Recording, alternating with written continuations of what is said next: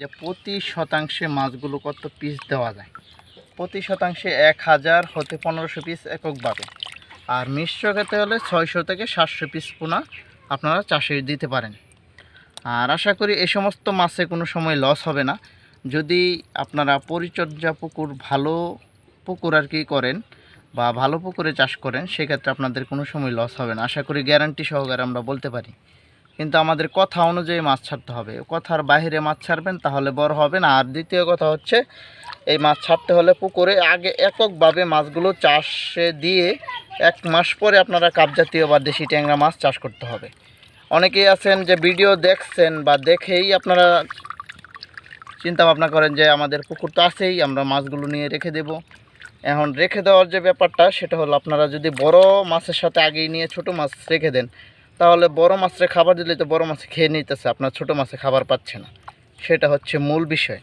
এই মাছটি আগে চাষে দিতে হবে, এরপরে আপনারা 1 মাস বা 1.5 মাস চাষ করার পরে আপনারা বিভিন্ন কাপজাতীয় মাছ, রুই, কাতল বা দেশি ট্যাংরা, দেশি গোলসা বা দেশি মাগুর এই সমস্ত মাছ দিতে পারেন। আর এটি খুবই কোয়ালিটি সম্পূর্ণ পিওর তারাবাই মাছের পোনা। আর এই মাছের বাজার রেট রয়েছে অত্যন্ত ভালো, 700 থেকে 800 টাকা কেজি পাওয়া যায়। আশা করি আপনাদের যদি এই ভিডিওটি ভালো লাগে, আমাদের ভিডিওটি একটি লাইক করবেন, কমেন্টে আপনাদের মূল্যবান মতামত জানাবেন, আর পাশাপাশি আমাদের চ্যানেলটি সাবস্ক্রাইব করবেন। সকল মাছ চাষি ভাই ও বন্ধুদের আশা করি, যদি মাছের পোনা প্রয়োজন হয় আমাদের সাথে সরাসরি যোগাযোগ করবেন। দেখেন আমরা মাছগুলো পুকুরে ছেড়ে দিতেছি। আমরা কিছু মাছ উঠায় ভিডিওটা জাস্ট আপনাদের জন্য দেখানোর জন্য আমরা মাছগুলো উঠাইছিলাম।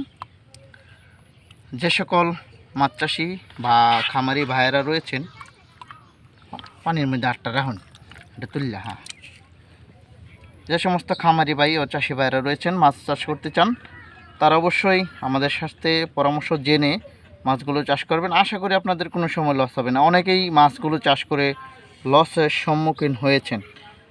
যদি আমাদের কাছ থেকে পরিচর্যা বা মাছের চাষ সম্বন্ধে জেনে মাছ চাষ করেন, আশা করি আমি 100% গ্যারান্টি মাছের লস হবে না।